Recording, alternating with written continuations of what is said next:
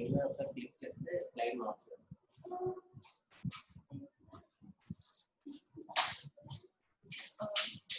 morning, everyone. I'm going to continue the topic. So your topic now is fractures. Fracture is something, there is a discontinuity in the bone. That is, there is a structural discontinuity, break in the structural continuity of the bone or periosteum is called fractures. It results due to the loss of mechanical stability or due to the loss of blood supply. So whenever there is a loss of blood supply, the bone becomes weak and they are prone for breakage. So whenever there is a break in the bone, it's called fracture. How do the fractures are classified? They are classified into simple, compound, green stick, comminuted, and impacted. This is a broad classification. Still, subclassification is there, but no, I'm not going into detail because it's not an ortho class. I'm going to deal the pathology class. But for a basic knowledge, I'm giving a introduction to the types of fractures. So simple fracture is, here you can see there is a break in the bone, but the skin and the soft tissue over the bone, they are intact. So the bone is not continuous with the skin. It's not open to the exterior. Whereas in the compound fracture, there is a break in the fracture. There is displacement of the bone, and this bone is communicated with the exterior. That is, it is coming out through the skin. It's called a compound fracture or an open fracture. Whereas simple fracture is closed fracture, there is just a discontinuity in the bone. Whereas in the compound fracture, it becomes open to the exterior. Open is coming out of the skin. It's called compound fracture. Green stick fracture, it's commonly, green stick fracture is a bit for you.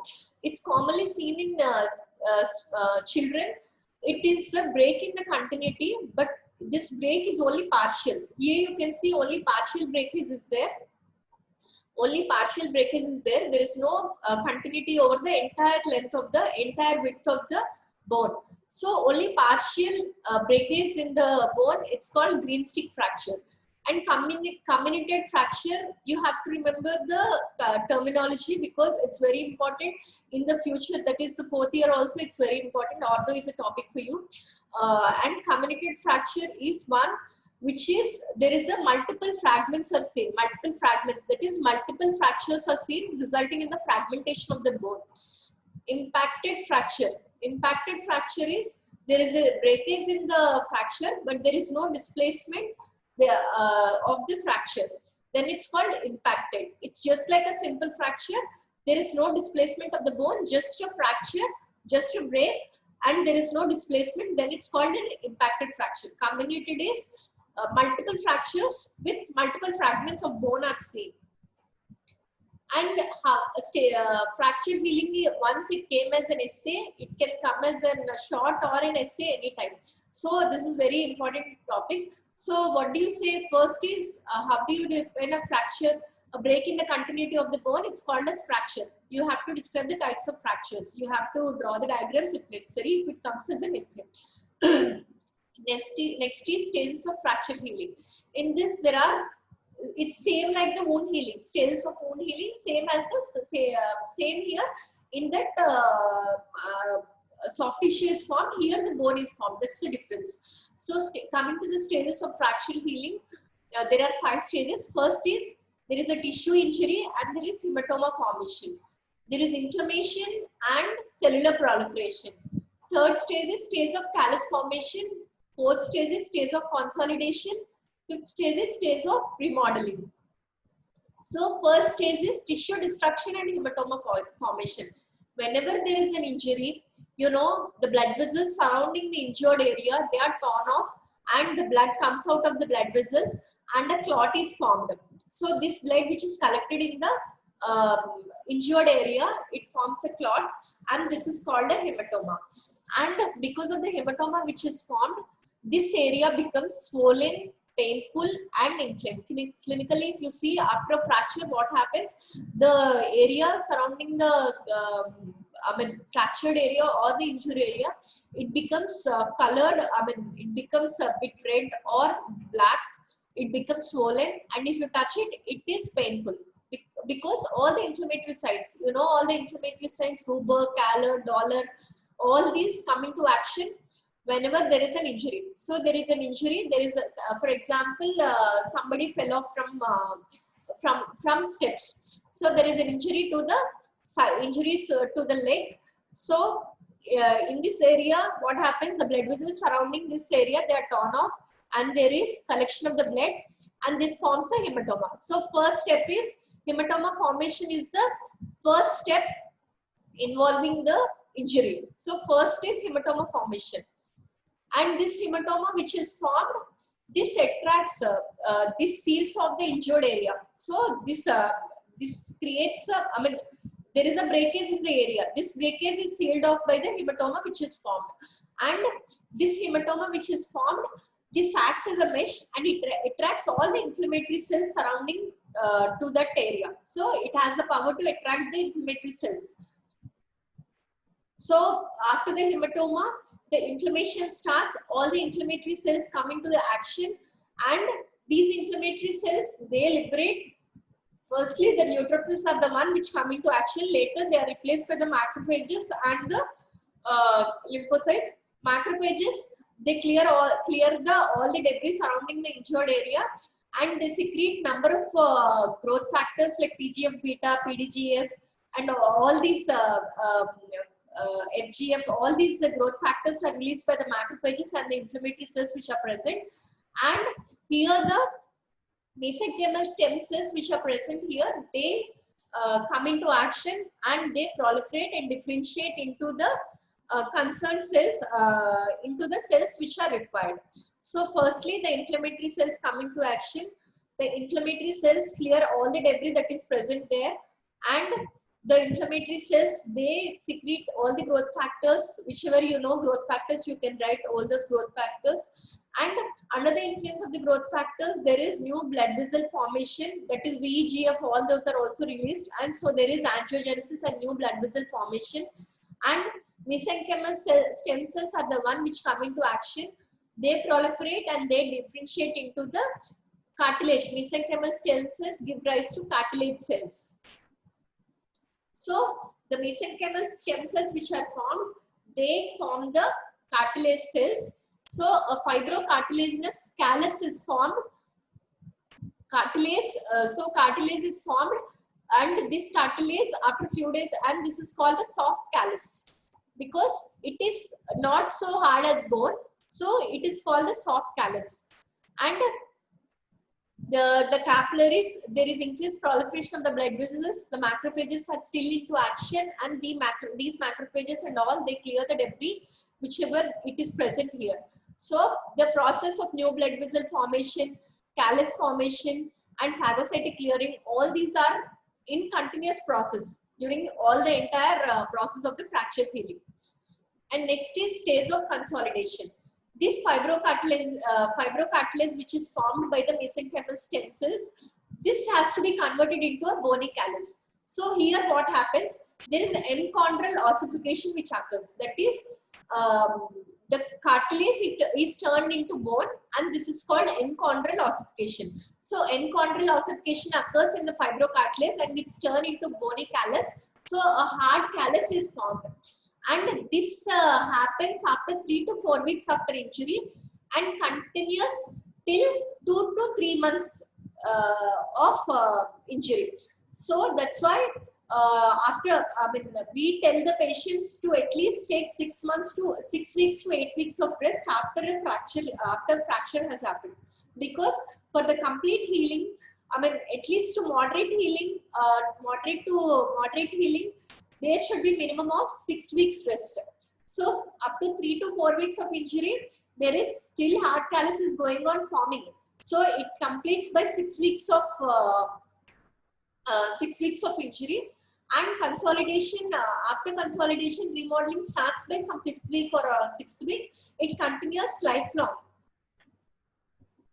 So next is stage of remodeling. You know, there are osteoclasts and osteoblasts which are helpful for the remodeling process. So the bone which is formed here, the osteoclasts come into action, and wherever required, medullary the excess bone is removed, and osteoclastic resorption occurs, and a new bone is formed in this way.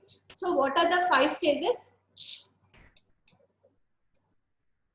Tissue destruction and hematoma formation. Firstly, there is whenever there is an injury, there is blood vessels which are torn off at the site of injury, and there is a leakage of blood, and clot is formed, and hematoma is formed. This hematoma is the one which seals off the injured area, and this acts as a mesh and attracts all the inflammatory cells. Second one is the inflammation and cellular proliferation.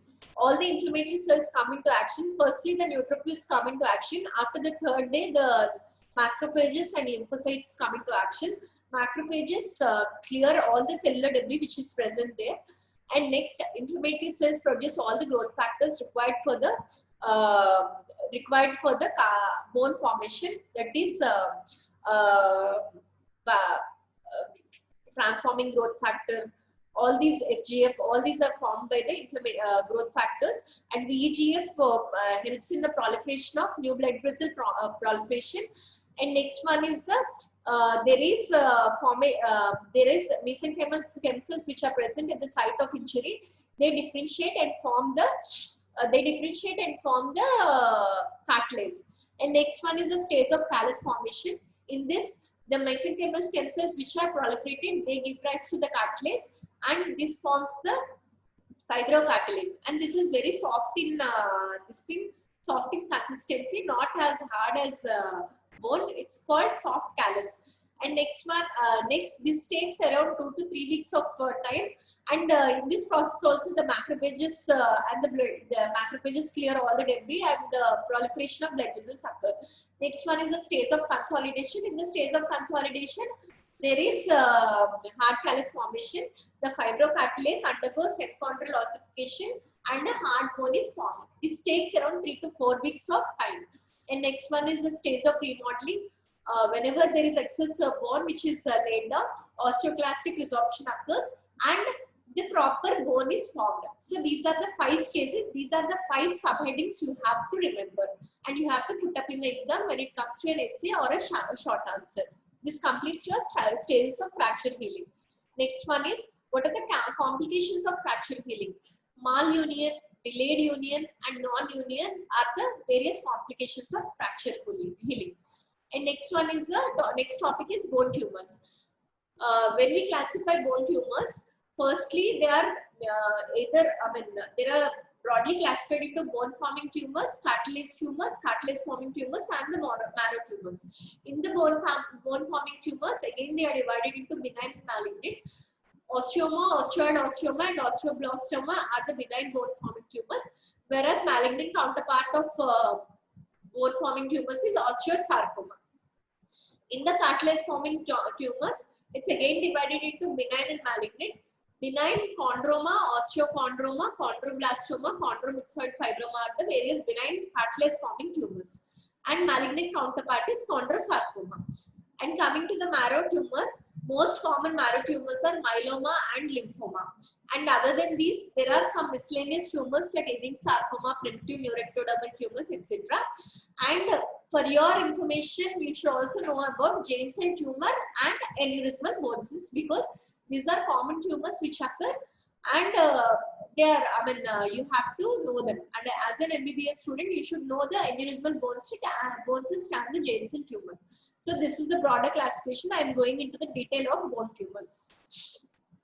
So these are the bone forming tumors which we are going to discuss: osteoma, osteoid osteoma, osteoblastoma, and osteosarcoma. So osteoid osteoma and osteoblastoma both are benign tumors of the bone which form the bone. Bone is the histologically we see bone in the this thing. So microscopy. So these are bone forming tumors. Histologically, these both are they have a same histologically they have a similar picture, but they differ in their size, site, and symptoms. Clinically they differ, but histologically the picture is the same in osteoid osteoma and osteoblastoma. So coming to the osteoid osteoma and osteoblastoma, when we see the differences, usually as I said, size, site, and symptoms are varied in both. So coming to the size, usually it's less than 2 centimeters, osteoid osteoma.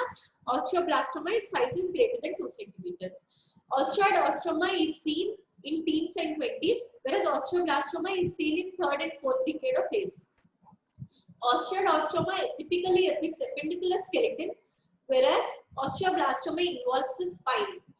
And osteoblastoma usually painful lesions that too at nights, and they are this pain is usually relieved by aspirin. Because why this is painful? Because here the osteoblasts, what they release is prostaglandin E2. Prostaglandin E2 is responsible for the pain which is produced. That's why when we give aspirin, which is a prostaglandin inhibitor, the pain gets reduced. Whereas in osteoblastoma, usually it's painless. If it's painful also, it's very dull and achy, and it's not responsive to salicylates or aspirin. Aspirin sensitivity is seen in osteoblastoma because the prostaglandins are the one which are responsible for the pain in osteoblastoma. Whereas in osteoblastoma, they are not responsive to salicylates and they don't have the, because usually it's not painful. Even if it's painful, it's very dull and achy and it's not responsive to salicylates. In osteoblastoma, the tumor part is called nidus and it's surrounded by a reactive bone formation. And this is seen in X-ray as well as the histological picture. Whereas in osteoblastoma, there is no formation of reactive bone formation. And osteoblastoma, there are some variants. One is aggressive osteoblastoma and epithelioid osteoblastoma. When you see aggressive osteoblastoma, it may mimic the osteosarcoma. So we should not confuse it with osteosarcoma and give a diagnosis of osteosarcoma, because osteosarcoma and osteoblastoma, they are entirely different. Osteosarcoma is a malignancy, whereas osteoblastoma is a benign. So the therapy is completely different. So we have to correlate clinically and histologically and put the treatment. So here this is a nidus, which is a characteristic feature of the osteoma. Here also you can see nidus which is present here. Here you can see this is all the reactive bone formation which is seen in osteoma. Here there is no reactive bone formation. The nidus is a characteristic feature of both the osteoma and osteoblastoma. And here it involves the appendicular skeleton, whereas it's involving the spine in osteoblastoma. If you see the picture of microscopic picture, this is the nidus. Here, these are the bony trabeculae, and this is the oven bone or the nidus, which is a characteristic feature of the osteoma and osteoblastoma. Next is the osteosarcoma. This is the malignant bone-forming tumor, and the most important characteristic feature is there is formation of the malignant osteoid. That is the bone which is formed, which can be seen in the microscopy, and this is the most common histological, most common primary bone cancer. It's very common. It's usually seen in 1,000 to 10,000 people, one have a osteosarcoma. It's not so rare. It's common, and most common sites are usually it's seen around knee joint. So distal femur, proximal tibia is the most common site, and in the upper limb, proximal humerus is the common site. And most common metastasis, it occurs through hematogenous spread to the lungs. In the lungs, it is seen as cannonball appearance. When you, sometimes lungs is the, the patient may develop dyspnea and he may come to us with a shortness of breath. Then if you see retrospectively, you may find a osteosarcoma. So that may be the presentation. Lung secondaries may be the presentation sometimes, and it's usually more common in males compared to females, and it is seen in adolescence age, that is 12 to 25 years. Younger boys, 20, 25 years boys presenting with the knee swelling. Firstly, you have to rule out osteosarcoma, and this is a skeletal distribution. Usually it is situated surrounding the knee joint, that is distal femur and proximal tibia are the most common site, and this is the proximal humerus in the upper limb which is most common. And usually it affects the metaphysis. Diaphysis and epiphysis are rarely affected. Usually metaphyseal distribution is the most common distribution. Why it is seen in adolescence? Coming to the etiological factors, it is usually common in adolescence because in adolescence what happens is growth. There is a growth spurt, that is from 12 years there is a growth spurt in many individuals. I mean, in all the boys and girls, there is a growth spurt, and there is sudden increase in their height.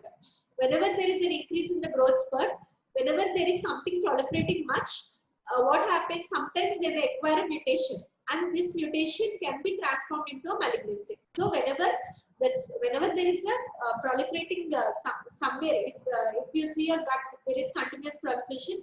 It may acquire a mutation. It may get transformed into a cancer. So in the same way, whenever there is a growth spurt, the growth plate is the area where there is maximum proliferation. That is the metaphysis. In the metaphysis, there is maximum proliferation of all the cells, and they may have some of the mutations in some, and they may get transformed into malignancy. And radiation is one of the cause for osteosarcoma. And there are some genes which may inherit, which may run in families, mutated genes which may run in family and cause hereditary osteosarcoma. That is, if there is a mutated RB gene, these patients may acquire retinoblastoma in the eye as well as osteosarcoma. So RB gene is the one.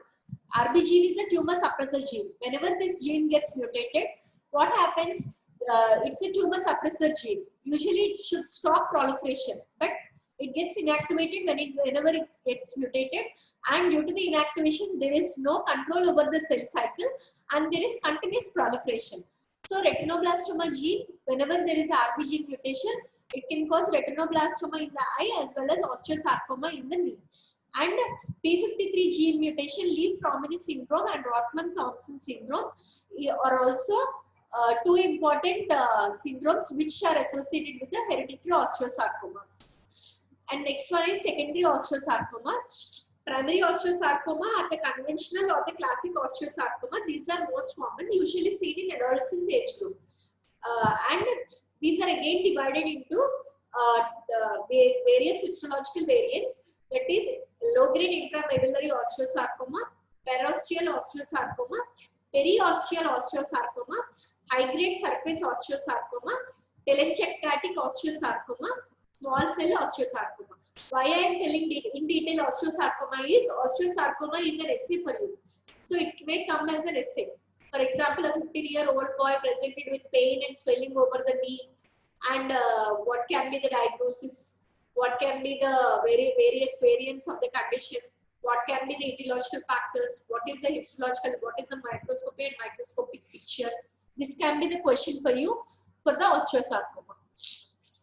And secondary osteosarcoma, as I said, primary osteosarcoma, secondary osteosarcoma. Primary osteosarcoma, there is no underlying disease. Secondary osteosarcoma occurs due to some underlying disease, and it's usually common after the age of 50 years. And what are the underlying diseases which may lead to osteosarcomas are Paget's disease, previous radiotherapy. Enchondroma is a benign cartilage forming tumor. This may get transformed into osteosarcoma. Fibrous dysplasia, osteochondromas, osteogenesis imperfecta. These are the various conditions which may lead to secondary osteosarcomas. And if you see a gross appearance, this is all the tumor which is present over this is the femur bone. This is the femur bone. Here, this is all the tumor which is present here. Here you can see it is grey white in color. Gritty is because of the bone. It is grit. We have a grit feeling, and there are hemorrhagic areas, cystic degeneration, and this is a very aggressive tumor. So it breaches the cortex. It enters into the marrow, and outside it breaches the cortex, and it elevates the periosteum. And when it elevates the periosteum and reaches the cortex, there is a triangle which is formed in the X-ray. Triangle appearance which is formed in the X-ray. It's called Codman's triangle, and it can either grow either inwards. I mean, it can grow either both ways, inwards as well as outwards. Outwards, it breaches the cortex and elevates the periosteum. Inwards, it enters into the medullary cavity. It can always involve the soft tissue which is present here. There is formation of masses, soft tissue masses, and in the osteosarcoma. This is the gross picture. When it comes to the microscopy, This is all the newborn which is formed. This is the lace-like newborn which is formed, which is the characteristic feature of the osteosarcoma. And these are the surrounding the newborn. This is all the pleomorphic cells which form the tumor. These are all the pleomorphic pleomorphic cells. Pleomorphic cells which are forming the bone, this bone. This bone is produced by these pleomorphic cells, and this is the new lace-like bone. This is the characteristic feature of the osteosarcoma. And what are the symptoms? Pain, usually with activity, and swelling, because as there is a growth and there is this growth is coming outwards, reaching the periosteum and coming as a soft tissue mass, there is a swelling, and this swelling is usually sometimes it is tender and warm. Sometimes it may be mistaken for some inflammatory condition, and because of there is also joint involvement. There is decreased range of motion of the involved joint, and if any regional lymph nodes are seen, they may be palpated, and if lung beds are seen, respiratory findings can be seen. That is, the patient may present with cough or shortness of breath. These are the various clinical symptoms associated with osteosarcoma. Next one is cartilage forming tumors. Osteochondroma, chondroma, and chondrosarcoma are the cartilage forming tumors. Coming to the osteochondroma, this is a benign cartilage tumor. There is a cap. The tumor is capped by the cartilage, and this is attached to the bone, underlying skeleton, by a bony stalk. And it's usually single, and in a syndrome called hereditary exostosis syndrome, it is multiple. Usually, the age group involved is late adolescence and early adulthood, most commonly seen in males compared to females. And here also, this is also seen in metaphysis near the growth plate of long bones and knees. Metaphysis of the knees, this is also common location. And here you can see, this is a tumor. This is arising from the bone with a bone stalk. This is a stalked bone. This will look like a pedicle. And here this blue part is the cartilage. A cartilage cap is formed over the bony stalk, and this is attached to the bony skeleton. This is the tumor. This is the osteochondroma, and this can communicate with the medullary cavity also. This is the communication of the medullary cavity. So this is the cartilage cap over the bony stalk, and it is attached to the bone. So if you see a low power view of the osteochondroma, this is the cartilage cap, and this is a perichondrium overlying the cartilage. This is the cartilage, and these are the bony trabeculae. What we have seen in the a cartilage with underlying bone. Same here, a cartilage with bone. This is what is seen in the microscopy. Next one is the chondrosarcoma. This is the chondrosarcoma picture. Here you can see. This is a chondrosarcoma picture. Usually cartilage tumors are they are gelatinous, or they are glistening. These are not like the grey white tumors. They are bit glistening. Here you can see these are glistening and gelatinous tumors. These are bit hard. I mean, not so soft. They are gritty because of the cartilage is also gritty, but not so hard as bone. So this is a tumor. This is an example of a chondrosarcoma of right femur. This is a picture. And here, this is the third most common malignant bone tumor after myeloma and osteosarcoma. Usually seen in 40 years old or older age group, usually not seen in younger age group. And most common in males compared to females. And locations being the central portion of the skeleton, usually axial skeleton is involved, pelvis, shoulder, ribs, proximal parts of tubular bones of the limbs are involved. These are painful, progressive, enlarging masses, and rarely the distal extremities are involved. Distal extremities are involved in chondromas, whereas in chondrosarcoma, proximal extremities are involved. So this is the chondrosarcoma picture. Chondrosarcoma is again divided into grade 1, grade 2 and grade 3. It's nothing but a malignancy involving the cartilage. So cartilage is only seen. Cartilage is seen, but this cartilage is not normal, but it's pleomorphic. So in grade 1, it usually looks like a normal cartilage. Usually the cartilage is present, the chondrocytes are present in the lacunae, and these lacunae contain 2 cells. But in chondrosarcoma, multinucleated lacunae will be seen. Then depending on the grading, either multinucleated lacunae or the multinucleated lacunae or the pleomorphism or the mitotic activity, based on this the grading is given. And it is graded as grade 1, grade 2 and grade 3. And this is the cartilage. Here you can see normally cartilage do not contain this much cellularity. This much cellularity and the lacunae containing more than 2 cells is characteristic feature of chondrosarcoma. Cellularity, lacunae containing more than 2 cells and mitotic activity, pleomorphism are the features which favor chondrosarcoma. And chondrosarcoma, according to the histology, they are again divided into conventional chondrosarcoma, clear cell chondrosarcoma, dedifferentiated chondrosarcoma, mesenchymal chondrosarcoma. Again, it's divided into primary and secondary.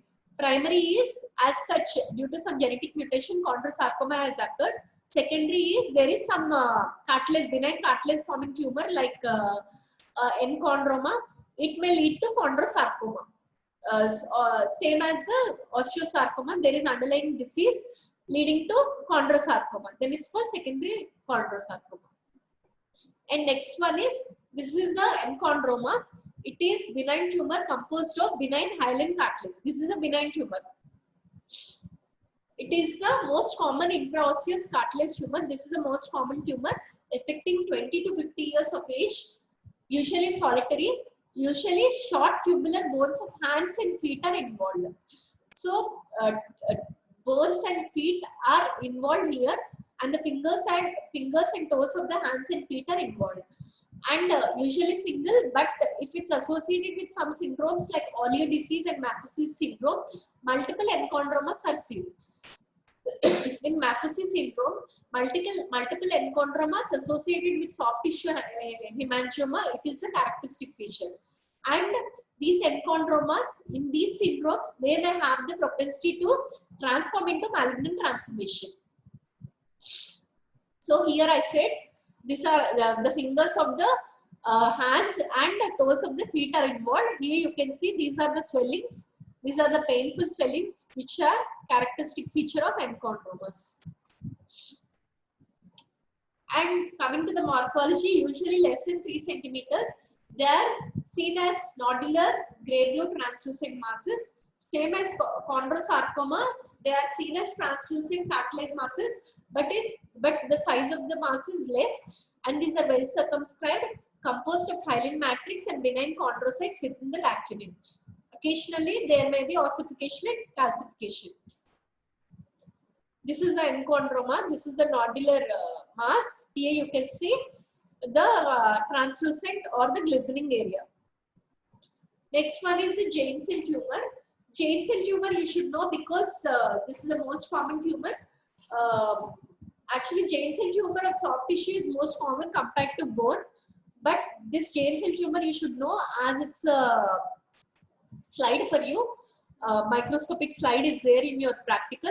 And this giant cell tumor, here you can see this is the mass involving the tibia. This is the mass. This mass is grey brown in color with focal cystic areas. This is the characteristic feature of giant cell tumor. And well, you know giant cells, that is the osteoclastic cells.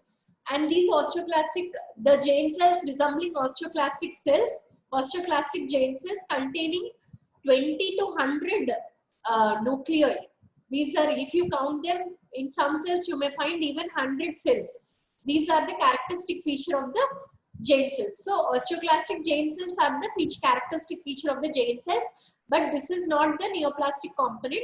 These are the monomorphic cells which are present. These are the monomorphic cells in the stroma, which are the neoplastic cells. These neoplastic cells are the one which produce these osteoclastic cells. So osteoclastic giant cells contain 20 to 50 nuclei with monotonous monomorphic cells in the background forms the typical microscopic picture of giant cell tumor. And aneurysmal bone cyst is one of the DD for giant cell tumor. Aneurysmal bone cyst usually seen in adolescent age with usually humerus being the location. And in this, it is usually simple bone cyst, aneurysmal bone cyst can occur in adolescent and even in her childhood. And aneurysmal bone cyst usually occur less than 20 years of age. The gross similarly looks like a giant cell tumor. It's a dark brown mass with large cystic areas. And if you see the microscopy, there are blood-filled spaces. These are all the blood-filled spaces with giant cells in between, osteoclastic giant cells in between. If you see the higher microscopy here, this is the large blood spaces surrounded by osteoclastic giant cells. This is the characteristic feature of aneurysmal bone cyst. Whereas in giant cell tumor, only osteoclastic bone cells are seen, but these blood spaces are not seen. These blood spaces are characteristic feature of aneurysmal bone cyst. Whereas in giant cell tumor, only the osteoclastic giant cells are seen. But if you get a question like where do you see osteoclastic giant cells, you have to write both giant cell tumor and aneurysmal bone cyst, because in both of them you see osteoclastic giant cells. And next one is Ewing sarcoma. Ewing sarcoma is a primitive round blue cell tumor, and these are undifferentiated cells. These are primitive cells, and this tumor usually occurs in the younger age group with the propensity of males being more common, and usually it can involve skeleton, it can involve soft tissue, it can occur anywhere in the body, but bones being the most common side. And these are the round monotonous blue round cells. This is also called blue round cell tumor because of the primitive or undifferentiated nature of the cells. And these are the rosettes. Here you can see a neuropil-like filament substance is accumulated here, and there is arrangement of the cells surrounding the space, and this is called rosettes. These are the rosettes which are characteristic feature of Ewing sarcoma. And multiple myeloma is also another condition which is very common in greater than 50 years. Usually patients present with bone pain, back pain, bone pain, or either as punched out lesions in the skull or multiple sites of the body. Usually the presentation is like that. If you see a bone marrow aspiration, you can see these are the typical plasma cells. Here you can see plasma cells forming greater than 30% of the bone marrow. Usually bone marrow contains only less than 2%. 100 cells contain only 2% of plasma cells. Plasma cells are seen greater than that. It's called neoplasmic plasma cells forming greater than usually earlier it was 30%. Now it's made to 20%. 20% plasma cells in the bone marrow. It is designated as multiple myeloma. WHO has upgraded the classification. It's a 10%, I think. And these are the plasma cells, and these are the neoplastic plasma cells. These contain eccentric nucleus with blue cytoplasm, and there is a perinuclear halo. Here you can see a perinuclear halo is seen, which is a characteristic feature of the plasma cell. So these are the plasma cells. Here you can see, and this is a multinucleated plasma cells. Here you can see 3 nuclei. So these are the plasma cells which form the neoplastic plasma cells which form the multiple myeloma picture. And most common is the metastatic tumors in the bone. These are the most common form of skeletal malignancy, and 75% either come from prostate, breast, kidney, and lung. In children, neuroblastoma, Wilms tumor, rhabdomyosarcoma have the secondary deposits, and typically they can be multifocal, usually multifocal, metastasis usually multifocal, but can be solitary too. And most common site is the axial skeleton, followed by femur and humerus. And radiographically, if you see, it can be purely lytic, purely blastic, or mixed lytic and blastic. These are the characteristic feature of metastatic tumors. So you have to remember from where the malignancy can metastasize. If you see an elderly person presenting with backache, usually elderly male, they have a propensity to develop prostatic carcinoma. So males have the prostate, females do not have the prostate. So you have to get evaluated with the prostate. So you have to advise them a prostatic check.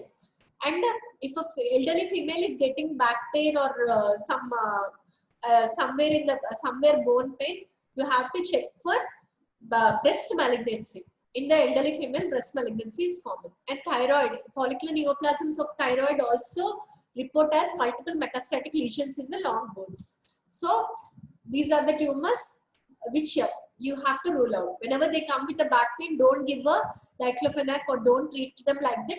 Just get them evaluated, because you have to keep in mind there should be malignancy. You have to rule out the malignancy. If they're complaining of severe pains, first you have to give a analgesic. Later on, if they keep on persistent pain, keep on telling the persistent pain, you have to get evaluated for it.